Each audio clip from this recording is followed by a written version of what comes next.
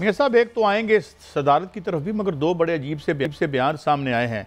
कुछ दिन पहले एक बड़े क्रेडिबल या बड़े कम अज़ कम एक चैनल की तरफ से ये खबर आई कि जी वो नवाज शरीफ साहब मुलाकात करेंगे खान साहब से, फिर उसकी तरदीद की जनाब इसहाक डार साहब ने।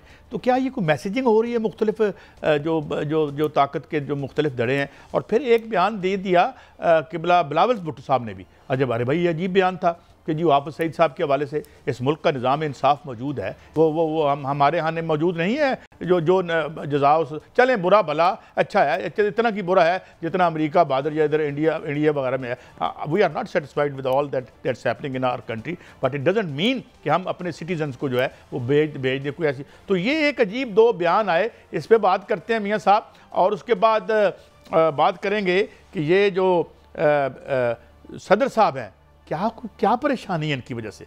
एक तरफ बैठ के खामोशी से सदारत कर रहे हैं, तो इनको क्यों ज़रूरी है, या ये जो ताकतवर धड़ों के करीबी साफ़ी इस तरह के बयान क्यों दे रहे हैं? मियाँ साहब कुछ समझ आती है इस कन्फ्यूजन को क्यों क्रिएट किया जा रहा है?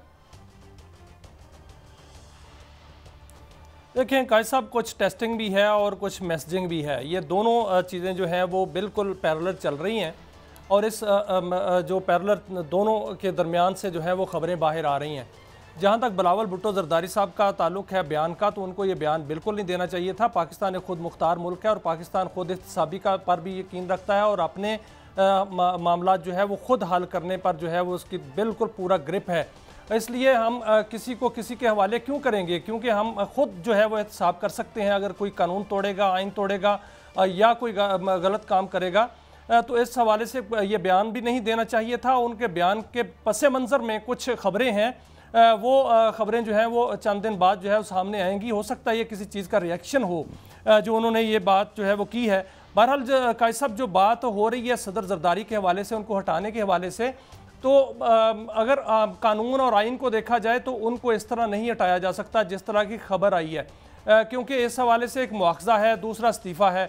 अगर इस्तीफ़ा देना है तो फिर उसके बाद जो सदर है वो सेनेट के चेयरमैन हैं, फिर उसके बाद स्पीकर हैं, फिर उसके बाद चीफ जस्टिस हैं। तो इस तरह भी मुमकिन नहीं है। असल में जो 27वीं आईनी तरमीम है वो ड्राफ्ट ज़रूर तैयार हो चुका है, और उस ड्राफ्ट में जो कुछ भी है वो अभी तक जो है वो पिन्हा है, वो सामने नहीं आया। जैसे वो सामने आएगा तो पता चलेगा, लेकिन वो अचानक आएगा क्योंकि इजलास जो है वो शेड्यूल के मुताबिक ये मियां साहब ये, लेकिन हो सकता है कि उससे पहले इजलास बुला लिया जाए और 27वीं आईनी तरमीम का मसवदा जो है वो सामने आए। मियां साहब ये इसमें जो सदर के हटाने के हवाले से बातें हैं, जी बात मुकम्मल करें। मैं जी मियां साहब बात। अच्छा, ये कमर दिलशाद साहब का जो सदर साहब के हटाने के हवाले से बातें हैं या उनके जाने के हवाले से बातें हैं, और ये भी बात की जा रही है कि फील्ड मार्शल साहब जो हैं वो सदर बनना चाह रहे हैं। ऐसा नहीं है, फील्ड मार्शल साहब सदर नहीं बनना चाह रहे। ये खबर है, ये इंफॉर्मेशन है कि उनकी कोई ख्वाहिश नहीं है कि वो सदर बने। उनकी ख्वाहिश और उनकी जो ड्यूटी है वो जो अपना फ़राइज़ सर अंजाम दे रहे हैं वो एज ए फील्ड मार्शल दे रहे हैं, और बेहतरीन अंदाज से दे रहे हैं फ़राइज़ सर अंजाम, और यही वो फ़राइज़ सर अंजाम देना चाहते हैं। वो इस तरह मुल्क व कौम की खिदमत कर रहे हैं, वो सदर नहीं बनना चाहते वर्दी में। तो इसलिए इस हवाले से जो मैं बात पहले भी कर चुका हूँ कि जो 27वीं आईनी तरमीम है वो ज़रूर पाकिस्तान की हुकूमत की समत दुरुस्त करेगी। इस हैयत में निज़ाम नहीं होगा, निज़ाम एक नई समत लेगा, इसमें कोई शक नहीं। निज़ाम बेहतरीन निज़ाम जो है वो एक शक्ल इख्तियार करने वाला है, लेकिन इसका ये मतलब नहीं है कि जिस तरह की खबरें आ रही हैं कि सदर ये तो आपने बड़ा अच्छा किया कि क्लैरिफाई कर दिया, और इस तरह की सदर बन रहे हैं। इस तरह के रिस्पॉन्सिबल हमें टीवी पे भी ध्यान करना चाहिए जब हम बातें करते हैं कि जी वो 27वीं तरमीम जिसके लिए 26वीं हमने देख ली, उसको भी भुगत लिया, अगली भी भुगत लेंगे हम, ज़ाहिर है, और हमारे पास क्या ऑप्शन है। तो अच्छी बात है कि इसकी क्लैरिफिकेशन होगी कि ऐसी कोई सिलसिला नहीं है। भाई आप ये काम छोड़ें, ये कन्फ्यूजन ख़त्म करें, कोई गवर्नेंस ठीक करें, कोई कीमतें नीचे लेके आएँ, कोई बिजली की कीमतें नीचे लेके आएँ, ये लोड शेडिंग बंद कर दें। इस शदीद गर्मी में 45,000 मेगावाट के सौदे करके हमारी जेब कटवा के रोज़ाना लोड शेडिंग का you subject us to load shedding, poverty जो है वो 45% पे चली गई है। इस तरह जो हमने खबर की थी कि जो मेल फीमेल जो पैरिटी है उसमें हमारा बुरा हाल है, महंगाई है, उसको ठीक करें ना करें। और दूसरा, अच्छा अच्छा अच्छा, अब ये क्या कह रहे हैं जी कि खान साहब अब रोज़ डील होती है, रोज़ डील फारग हो जाती है, यानी अब तो लोग तंग आ गए हैं। अब वो वीलाग भी इतने ज़्यादा तादाद में नहीं। अच्छा, अब दूसरा ये कि ये जनाब किबला, ये अब टार्जन की वापसी हो रही है, यानी मलिक रियाज साहब की। अब वो नेकोकार और परहेजगार हो गए हैं, कराची में वो उतरेंगे, बिला बिला उसमें तशरीफ़ रखेंगे और जनाब उसके बाद इधर आ जाएंगे। तो क्या है, are we doom to face this kind of characters जिनके बारे में खुद हम ये अभी यानी जब ये दुबई में थे तो ये यानी आप एब्सकॉन्ड किए हुए थे, अब ये नेक होके आ रहे हैं। तो ये कहाँ लॉन्ड्री लगी हुई है मियाँ साहब इस तरह की? देखिए कायद साहब, इस हवाले से भी खबरें जो हैं वो आ रही हैं कि 16 जुलाई को वो कराची में लैंड करेंगे और वहाँ पर जो है वो सदर आसिफ अली जरदारी और मोहसिन नकवी साहब जो हैं वहाँ पर होंगे। अब क्लैरिटी इसमें पहले भी ये खबर आ चुकी है कि उन्होंने माफ़ी मांग ली है, उनकी माफ़ी कबूल हो गई है, लेकिन जो मुक़्तदरा है उन्होंने या मुक़्तदर हल्के हैं उन्होंने उसको माफ़ कर दिया है।